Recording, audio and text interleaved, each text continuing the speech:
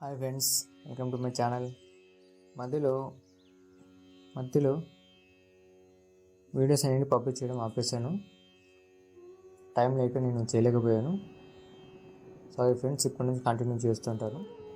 Singapore శనిదేవుని పుణ్యస్థలం దాదాపు చాలామందికి తెలిసి ఉంటుంది. షిరిడీకి 80 కిలోమీటర్ల దూరంలో ఈ శనిదేవుని పుణ్యస్థలం ఉంటుంది. దాదాపు అక్కడ వెళ్ళాలంటే మనకు పుణ్యం కలని చాలామంది అంటారు, ఆశపెట్టి ఉండాలని చెప్పి. టెంపుల్ ఒకప్పుడుతో పోల్చుకుంటే ఇప్పుడు చాలా డెవలప్ అయింది. ఆయన మహిమతులు కొత్తగా చేశారు. టెంపుల్ని చాలా బాగా చేశారు. అలాగే రోడ్లు కూడా చాలా బాగున్నాయి ఒకప్పుడుతో పోల్చుకుంటే. ఇప్పుడు షిరిడీకి 80 కిలోమీటర్స్ దూరంలో ఈ సింగపూర్ టెంపుల్ ఉంది. చాలా పాతది. టెంపుల్లోకి వెళ్ళే ముందు అక్కడ బయట ఉన్న షాపులలో మనకు కొంత సామాను మనం శనిదేవునికి సంబంధించిన సామాను అంటే వాళ్ళు ఇస్తారు. నూనె, నల్ల నువ్వులు, కొన్ని ఆకులు ఉంటాయి, ఇంకా కొంత సామాను ఉంటుంది అక్కడ సమర్పించేటివి. అవి మనం అక్కడ 200-300 ఉంటుంది కొనుక్కొని, ఒక బుట్ట ఉంటుంది, ఒక బుట్టలో ఇస్తారు వాళ్ళు. అవి కొనుక్కొని వెళ్ళాలి బయట నుంచే. టెంపుల్ లోపలికి వెళ్ళాక మనకు అన్ని స్తంభాలకు సంబంధించిన అంటే 1000 స్తంభాల గుడి అని అట్లా అంటాం చూడండి. అలానే మనకు అన్ని స్తంభాలు చాలా కనిపిస్తాయి. అది దాటుకుని వెళ్ళాక లోపల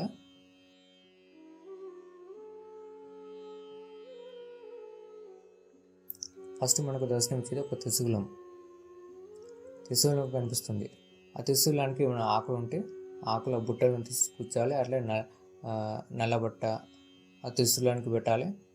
అలాగే ఆ త్రిశూలం దాటేశాక మనకు ఆ బుట్టలో ఉన్నట్టు నల్ల నువ్వులు ఇంకా కొన్ని ఉంటాయి కదా, వాగేగా అవన్నీ ఒక్కో బుట్ట ఉంటుంది డివైడ్ చేసి వాటిని అక్కడ సమర్పించాలి. లాస్ట్గా బుట్టలో మనకు ఆయిల్ ఉంటుంది, పూలు ఉంటాయి, అగరబత్తులు ఉంటాయి. అవి మనకు లోపల శనిదేవుడి టెంపుల్కి లోపల వెళ్ళాక, టెంపుల్ అంటే లోపల మనం బయట చూసినంత కప్పులు ఉంటాయి, పైన గోడలు పై కప్పు అవి ఉంటాయి. కానీ లోపల టెంపుల్ లోపల శనిదేవునికి పై కప్పు అంటూ ఉండదు. శనిదేవుడు అన్నాడంట, నాకు కప్పు ఏం అవసరం లేదు, ఇలా ఉండడమే ఇష్టమని శనిదేవుడు స్వయంగా చెప్పాడంట. ఇంతకుముందు గుడి ఎవరైతే కట్టారో వాళ్ళకి. అందుకే అప్పటి నుంచి వాళ్ళు అదేం కట్టలేదు, జస్ట్ ఓపెన్ స్థలంలోనే కొంత హైట్లో శనిదేవుడు ఉంటాడు. ఆ శనిదేవునికి దగ్గరలో వెళ్ళి మనం ఆ బుట్టలో ఏదైతే నూనె ఉందో మనం కూడా సమర్పించవచ్చు అతనికి. అలాగే అగరబత్తులు, పూలు కూడా మనం సమర్పించుకోవచ్చు. అది మగవాళ్ళు మాత్రమే వెళ్ళాలి, ఆడవాళ్ళు వెళ్ళకూడదు. లేదు శనిదేవుని దగ్గర మనం అక్కడ వర్షకు ఉందనుకుంటే శనిదేవుని పక్కనే కొన్ని ఇంకో డబ్బాలు ఉంటాయి. ఆ డబ్బాలో మనం ఆ నూనె, అగరబత్తులు, పూలు సమర్పించుకుంటే అవన్నీ ఆ దేవునికి వెళుతాయి. వయసు లేనప్పుడు అక్కడ దాకా వెళ్ళడమే బెటర్. వయసులో మాత్రం ఏం చేయలేము, అవన్నీ పక్కనే మనం సమర్పించుకోవాలి. అవి కూడా ఆ దేవునికి వెళ్తాయి. అయితే అక్కడ మనం చూడాల్సిన ప్లేస్లో శనిదేవుని పక్కనే ఒక పాత చెట్టు ఉంటుంది. ఆ చెట్టు కూడా చిన్న కథ ఉంది.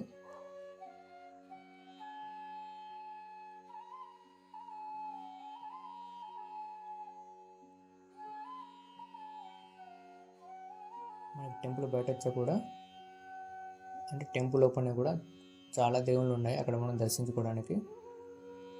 రాముల వారి విగ్రహాలు ఉన్నాయి. అలా ఇంకా ఈ శనిదేవుని భక్తుని విగ్రహం కూడా అక్కడ ఉంది. ఇలా చాలామందివి అక్కడే ఉన్నాయి. మొత్తం దర్శనం అయ్యాక టెంపుల్ బయటకు మనం వచ్చాక మనకి ఒక చిన్న వాగు లాంటిది కనిపిస్తుంది.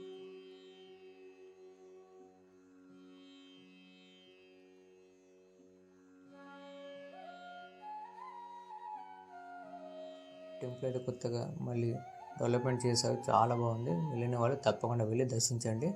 అది కూడా ఫ్యామిలీ తోటి. ఇది చాలా బాగా అనిపిస్తుంది. ఇది అన్ని టెంపుల్కి కాదు, ఎందుకంటే ఇక్కడ వచ్చిన వాళ్ళు చనిపోవాలని చెప్పి, వాళ్ళ లైఫ్ బాగుండాలని చెప్పి కోరికలతోటి వస్తుంటారు. కాబట్టి మన ఫ్యామిలీతో వెళ్తేనే చాలా బెటర్ నన్ను అడిగితే. ఒకప్పుడు గుడి అనేది రీబిల్డ్ చేయకముందు ఇంకోలాగా ఉండేది, ఇలా లేదు అసలుకి. ఇంత పెద్దగా కానీ ఇంత వెడల్పులో గోడలు కానీ ఏమి లేవు, చాలా చిన్నగా ఉండేది. కానీ ఇప్పుడైతే చాలా బాగుంది టెంపుల్, చాలా చాలా వెడల్పుగా, పైగా బయట మీకు టెంపుల్ బయట వచ్చాక కూడా అంత గార్డెనింగ్ లెక్క చేశారు. వచ్చిన వాళ్ళకు చాలా బాగుండడానికి మళ్ళీ మళ్ళీ మనకు ఆ టెంపుల్ వెళ్ళాలనిపిస్తుంటుంది. లైఫ్లో మనం ఒక్కసారి వెళ్ళినా చాలు ఆ టెంపుల్కి. ఇప్పుడు మనం టెంపుల్ గురించి తెలిసిన కాడికి మాట్లాడుకున్నాం కదా, ఇప్పుడు తెలియని విషయాలు మాట్లాడదాము. ఎందుకంటే ఆ టెంపుల్ అనేది ఎట్లా స్టార్ట్ అయింది దానికి సంబంధించి. ఒకనొక టైంలో అక్కడ పెద్ద అంటే చుట్టుపక్కల మంది ఖాళీ స్థలం ఉండేది, ఏదో విలేజ్లో. అప్పటి కాలంలో శనిదేవుడు పెద్ద వర్షాకాలంలో వాగులో కొట్టుకుని వచ్చేటంట. వస్తే అక్కడ ఉన్న ఉసుక తెప్పలో తట్టుకొని ఉంటే, అయితే అక్కడ కాపల మన గొయ్యలు ఆవులు మేపుకునే వాళ్ళు ఉంటారు కదా, వాళ్ళకు ఆ ఆయన తగిలింది. ఏంటిని కొద్దిగా చూస్తే అందులోంచి కొడితే ఏదైనా వాయంటే మామూలుగా పగిలిపోతుంది, లేకపోతే సౌండ్ వస్తుంది. కానీ ఇది అలా కాకుండా బ్లడ్ కావడం స్టార్ట్ అయింది.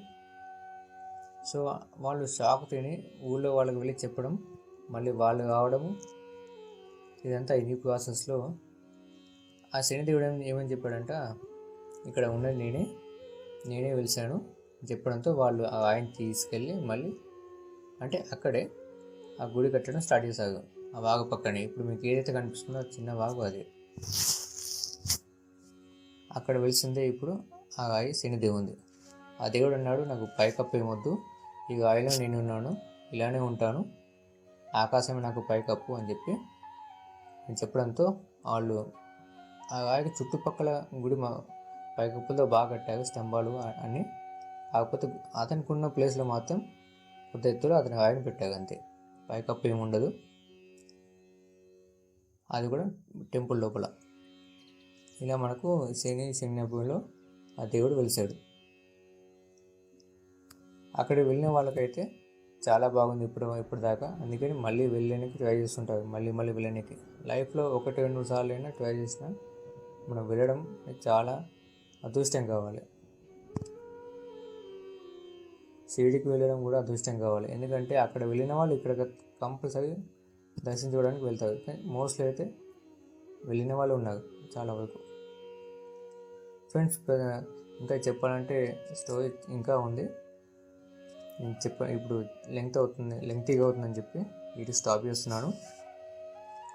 ఈ వీడియో మీకు నచ్చినట్లయితే కామెంట్లో తెలియజేయండి వీడియో ఎలా ఉందో.